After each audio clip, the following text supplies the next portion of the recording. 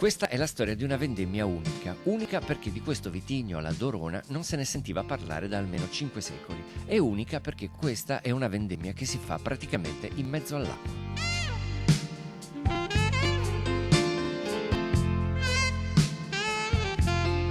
Siamo nella laguna di Venezia, sull'isola di Mazzorbo. Qui, nella tenuta Venissa, 2 ettari di vigneto, un orto, una peschiera, un ristorante e un ostello, rinasce il vino dell'uva d'oro, la Dorona veneziana.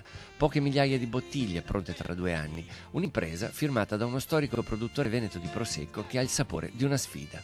La sfida di voler recuperare questa tradizione viticola delle isole di Venezia.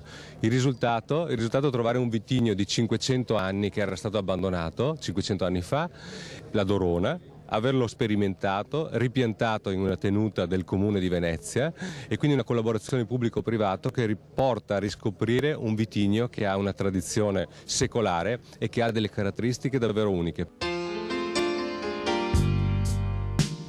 E per una vendemmia eccezionale non poteva mancare una manodopera adeguata, dal presidente della Regione Veneto Luca Zai al sindaco di Venezia Giorgio Orsoni al presidente della Biennale Arte Paolo Baratta. Ma qual è il valore della Dorona? Innanzitutto storico, dopo 500 anni torna questa vite e tornerà questo vino.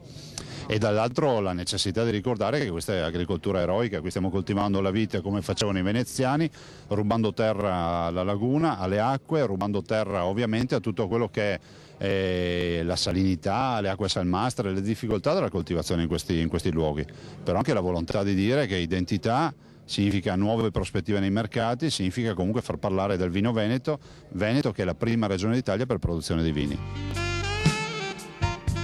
Il recupero della Dorona vuol dire anche turismo e commercio per le isole della laguna veneta. Il recupero di questa proprietà del comune è stato fortemente voluto per dare un senso al recupero di tutte le isole, cioè questo è stato un po' una sorta di progetto pilota che, come stiamo vedendo, ha portato a degli ottimi risultati, esaltando quelle che sono le particolarità del nostro territorio. La laguna è luogo di pesca, ma è anche luogo di agricoltura. A Venissa lavorano anche i volontari dell'Auser, un'associazione che si occupa di valorizzare gli anziani e la loro esperienza. I pensionati di Burano curano il vigneto e coltivano gli orti, sia per il loro consumo domestico che per le cucine del ristorante. E non si tratta di un impegno facile, perché qui a volte il mare è più alto della terra. Quest'anno abbiamo avuto il piacere di poter avere decine di volte l'acqua alta qua. Cosa succede? Qua lei vede ci sono quelle scoline, che sono quegli elementi che dovrebbero raccogliere l'acqua piovana, che invece ci adducono l'acqua alta che passa soprattutto attraverso i muri, perché quei muri là diventano un colabrodo. Abbiamo tutta la parte coperta, quello che preghiamo è che vada giù l'acqua, e quando va giù l'acqua che ci sia la possibilità di avere un'acquazzone sufficiente che possa in qualche misura fare il misto. Ecco, diciamo che questa coltivazione, che è coltivazione autoctona, si è talmente abituata ad avere acqua salmastra che produce tutto sommato lo stesso. E da ultimo, ma non meno importante, in questa vendemmia è stato inserito anche un tassello di solidarietà grazie ai ragazzi dell'Associazione Italiana Persone Down, sezione Marca Trevigiana. Un produttore di Raboso del Piave, Giorgio Cecchetto, da anni ha avviato un progetto insieme a loro. I ragazzi vendemmiano, fanno il vino, lo imbottigliano, lo etichettano e lo vendono per beneficenza. Ma non solo.